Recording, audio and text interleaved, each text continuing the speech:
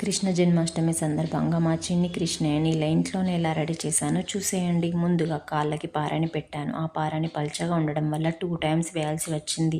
ఆ తర్వాత చేతులకి పెట్టాను. పారాని పెట్టేటప్పుడు మా వాడి అల్లరి చూడాలండి. లాస్ట్ ఇయర్ రెడీ చేసేటప్పుడు కామ్గానే ఉన్నాడు. ఈసారి అయితే చాలా అల్లరి చేశాడు. అందుకనే ఇంకా తప్పక వాడికి సెల్ చూపించి మరీ రెడీ చేయాల్సి వస్తుందండి. చూడండి, పారాని పెట్టగానే ఎంత క్యూట్గా ముద్దు ముద్దుగా ఉన్నాయో కదండి కృష్ణుని పాదాలు.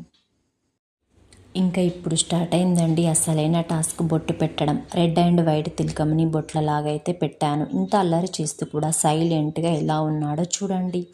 అదేంటోనండి, పిల్లలు నిద్రలో ఉన్నప్పుడు బొట్టు పెట్టడం ఎంత ఈజీనో, మెలకువ ఉన్నప్పుడు బొట్టు పెట్టడం అంత కష్టం. ఇంత చేసి కూడా ఫైనల్గా ఒక్క నవ్వు నవ్వాడు అంతే. అదేంటోనండి, ఇంట్లో మన చేతులతో మన పిల్లల్ని ఇలా రెడీ చేస్తుంటే ఆనందాన్ని మాటల్లో చెప్పలేం కదండి. బయట ఏమి కొనకుండా ఇంట్లో ఉండే వాటితోనే మన పిల్లల్ని ఇలా అందంగా ఈజీగా రెడీ చేయొచ్చండి. ఫైనల్గా మా చిన్ని కృష్ణయ్య వచ్చేసాడండి. మా చిన్ని కృష్ణయ్య మీకు నచ్చినట్లయితే ఒక్క లైక్ చేయండి.